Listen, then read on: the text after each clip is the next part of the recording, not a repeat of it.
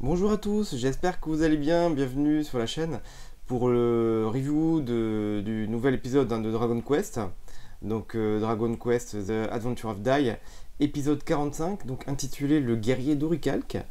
Donc déjà un titre prometteur, hein. Donc on voit au tout début Zaboera, hein, qui retrouve ses sbires pour leur demander, parce qu'il a été un peu évincé, hein, voilà, par rapport à Adlar. Donc il veut un peu se faire mousser par rapport à l'empereur Verne.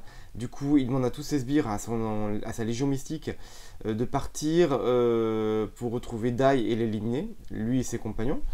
Et du coup, nous, ensuite, on voit Pop et Crocodine, et aussi le petit rat, un chou, hein, qui partent à la recherche de Dai. Alors du coup, à un moment donné, ils vont plonger pour essayer de le retrouver. Bon, l'eau est tellement glacée, bon voilà, de toute façon ils peuvent pas rester longtemps et puis ils n'arrivent pas à le retrouver. Et en fait, ils se disent, enfin Crocodine suggère que peut-être Dai est emprisonné, hein, dans un glacier, hein. Voilà, ça c'est un peu la seule solution qui reste.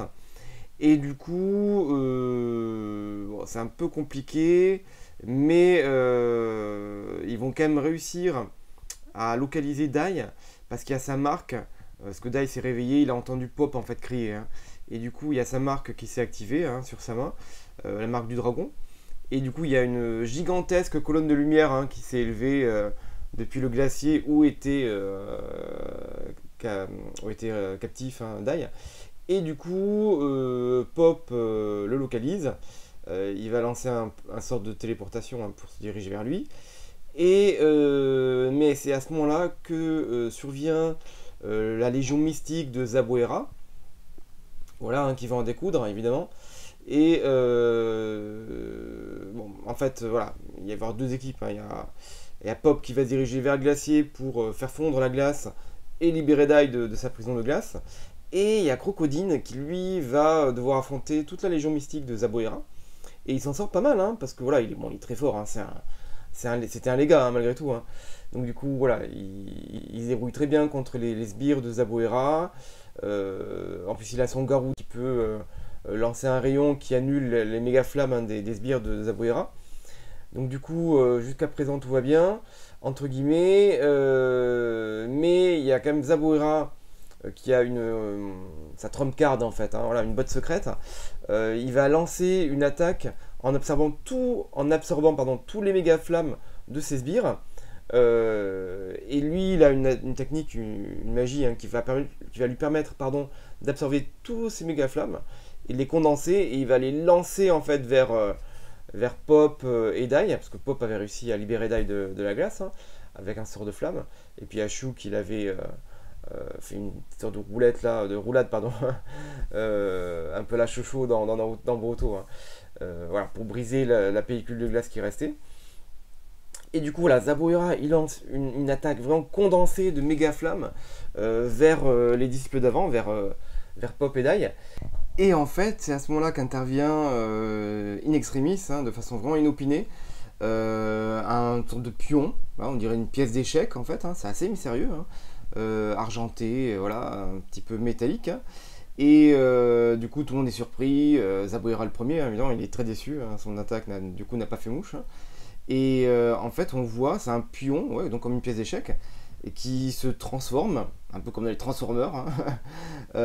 Et du coup, ça prend à peu près forme humaine. Donc il y a voilà, un corps, hein, visage, bras, jambes, voilà, torse, voilà, donc comme un humain mais métallique, hein, finalement. Et on apprend que ce mystérieux personnage s'appelle Im. Et donc c'est un des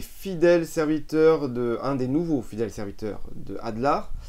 Et on apprend du coup, et ça justifie le titre de l'épisode, hein, que c'est un guerrier d'Orichalque. Et en fait, sa mission, il est venu récupérer Zaboera. Parce qu'en fait, Adlar, il n'était pas content que Zaboera se mêle de ses affaires, hein, parce que Adlar, il veut lui-même se débarrasser de Dai et des disciples d'avant. Donc du coup, Im, c'est le guerrier d'Orichalque, hein, donc, qui était en forme de pion, il est venu, même par la force, hein, arrêter Zaboera et du coup le récupérer, le ramener aux mortes terres.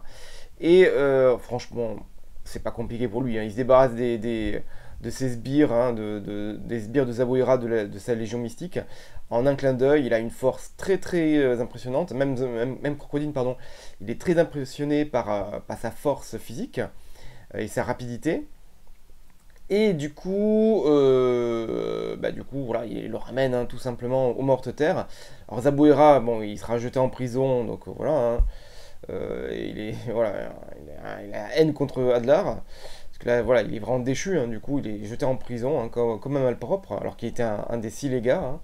Donc il avait vraiment un poste important au sein de l'armée du mal de l'empereur Verne.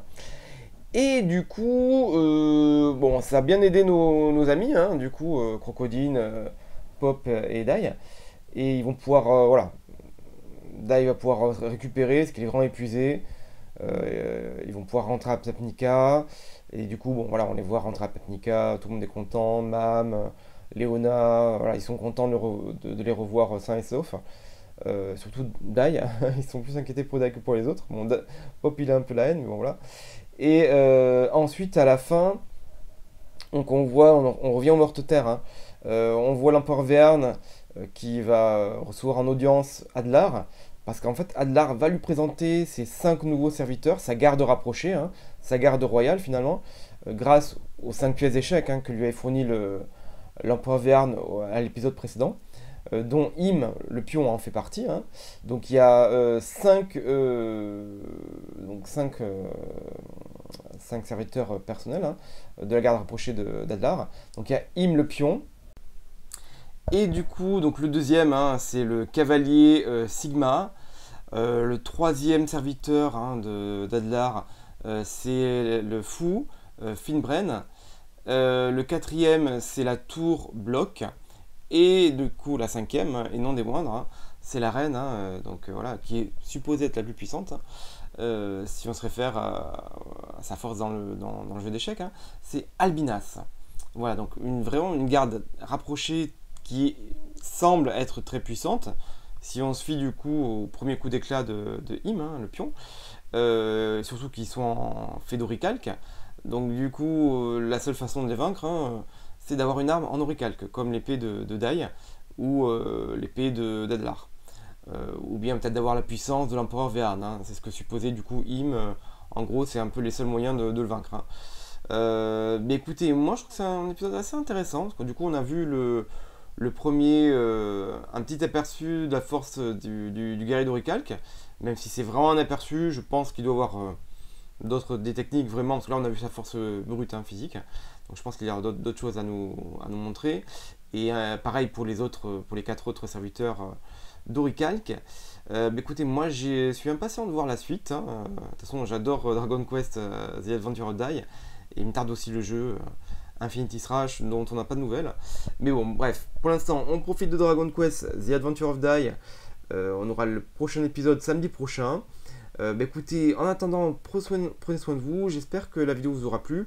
Si c'est le cas, hein, voilà, n'hésitez pas à liker, vous abonner, c'est gratuit, ça soutient la chaîne. Partagez la vidéo, partagez la chaîne, hein, voilà. Laissez des commentaires, hein, voilà, pour me dire ce que vous en pensez de cet épisode. Et puis, moi je vous dis à très bientôt, hein, pour de nouvelles vidéos et de nouvelles aventures sur Dragon Quest, ou sur d'autres mangas ou jeux vidéo. Voilà. À très bientôt, prenez soin de vous. Jana.